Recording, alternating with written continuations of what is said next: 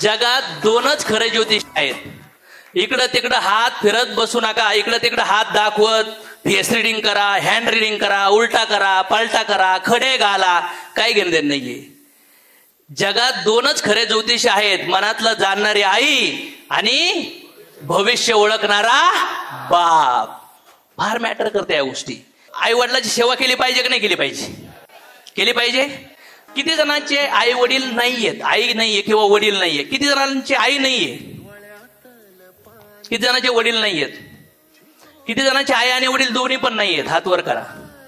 आई आणि वडील दोन्ही पण नाहीयेत. ओके.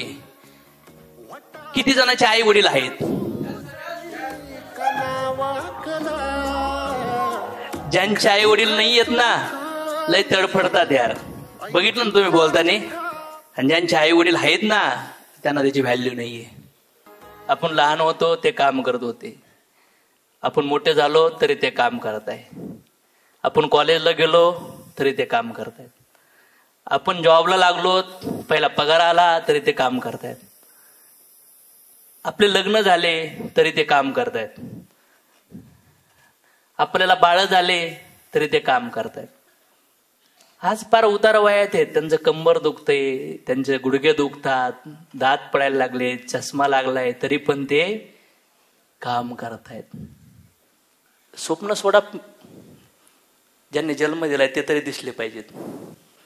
केलं पाहिजे मित्रांनो. आणि ह्या शरीरातून मुक्त होण्यासाठी, हे जन्म मृत्यूचं चक्र काढण्यासाठी जो मनुष्य जीवन ज्या आईवडिलांनी दिलाय ना, ते देवापेक्षा गुरुपेक्षा पण श्रेष्ठ आहेत मित्रांनो. मेल्यानंतर आहे ना, त्यांच्या सरणावर जाऊन वेडा घालत मोठ्याने ओरडू नका. जिवंतपणी त्यांना सांगा. कारण की लहानपणी त्यांनी बोटाला धरलंय, त्यांनी मिठी मारली, तुमच्या पप्प्या घेतल्या, तुमची शी साफ केली, नवीन कपडे आणले, फाटके कपडे घातले, रक्ताचं पाणी केलं.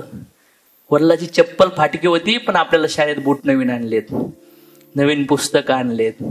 वडिलाच्या अंगातून घामाचा वास येत होता पण आपल्याला शाळेत जाण्यासाठी नवे कोरे कपडे बापाने दिले. दिले का नाही दिले? बापाला शक्य नव्हतं, बापाकडं नव्हती कॅपॅसिटी, तरी पण बापाने पुस्तकं दिले, कपडे दिले, चांगलं शिक्षण केलं. आणि आज समाजात इन करून आपण फिरतोय. आणि आपले आई बाप, नको बाळा मला माझ्याकडे आहेत शर्ट. आणि जेव्हा कधी कधी कपडे धुतल्यावर बघितलं जातं ना, माझ्या वडिलाला बघायचो की त्यांच्या अंडरपॅन्ट फाटली होती, त्याला धाग्याने शिवलेलं असायचं. पण माझी अंडरपॅन्ट कधीच नाही फाटली. बनेल फाटकं असायचं, त्याला होल पडले असायचे. मला नवीन पॅरेगॉन चप्पल थोडीशी खराब झाली तर मित्राचे बघून मी म्हणायचो पप्पा दुसरी पाहिजे, तात्या दुसरी पाहिजे.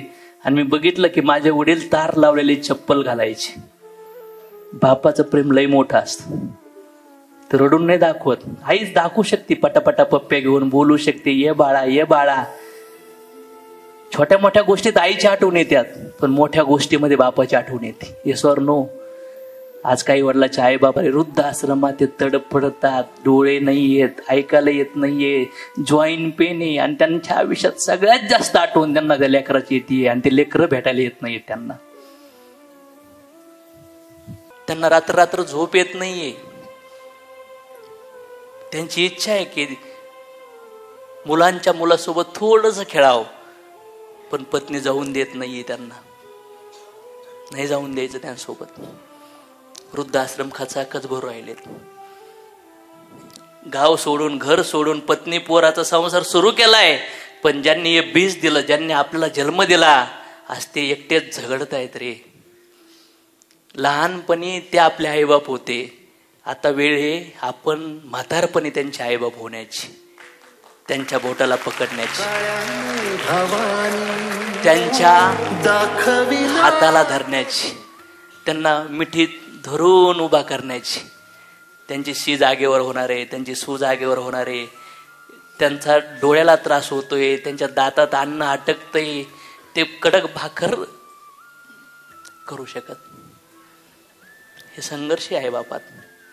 आणि तुम्ही त्यांना किती वाईट बोललात, किती वाईट शब्द वापरले, ब्लेम केले, चिडले, पण ती माया बाप झाल्यानंतरच कळती.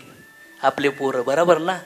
मग आपण ज्यांचे पोरं आहेत त्यांचं काळीज कधी समजून घेतलंय का मित्रांनो? घ्यायला पाहिजे का नाही घ्यायला पाहिजे? एक्सप्रेस करा. त्यांनी किती वेळा म्हणले, बाळ वाव गुड, किती जबरदस्त, किती पप्प्या घेतल्यात, किती खांद्यावर घेतलंय. अरे पडला ना तर आईच्या आणि वडिलाच्या काळाला धस व्हायचं की माझ्या बाळाला काय लागलंय, लगेच मलम लावायचे की नाही लावायचे. आता मोठे झालो आपण ना, कुठंतरी दुरावा आला असेल किंवा प्रेम व्यक्त केलं नसेल तर भेटा, मिठ्या मारा, कचकचून मिठ्या मारा, पाया पडा, राडा, आसरुने डोळे भुजाव त्यांचे आणि सांगा, दादा किती इम्पॉर्टंट आहे तुम्ही माझ्यासाठी, अक्का, बाई, मम्मी किती इम्पॉर्टंट आहे. सांगा त्यांना, त्यांनी तुमच्यासाठी काय काय केलंय ते चांगलं ना, त्याच्यातनं फक्त 1% सांगा रे. ढसा ढसा रडायला लागतील ते आईबाप, ढसा ढसा रडायला लागतील. त्यांनी काय नाही दिलं, ते काय नाही देऊ शकले, त्यांचं काय चुकलं हे लई सांगितलं यार. पण त्यांनी काय काय दिलं, त्यांनी काय काय केलं, त्यांची क्षमता नसताना रक्ताचं पाणी करून आपल्याला सगळं काही दिलं ना. चला ते सांगण्याची वेळ आली आज. काय वाटतं तुम्हाला? त्यांच्या आशीर्वादाची गरज आहे आपल्याला. Yes or no? आपल्या कर्मामुळं, आपल्या प्रारब्धामुळं आपल्या आयुष्यात ते आपल्याला भेटलेत आणि त्यांना पण जायचंय शरीर सोडून. पुन्हा कधीच गाठीभेटी होणार नाहीयेत मित्रांनो. हा द्वेष सोडवा, हे भांडणं सोडा, हे भूतकाळातल्या घटना सगळं सोडा आणि त्यांना मिठ्या मारायच्यात आपल्याला. आहे का तयारी? किती लोक तयार आहेत आई बाप्पाला जाऊन भेटणार, बोलणार, मिठ्या मारणार कडकडून आणि सांगणार सगळ्या काही गोष्टी.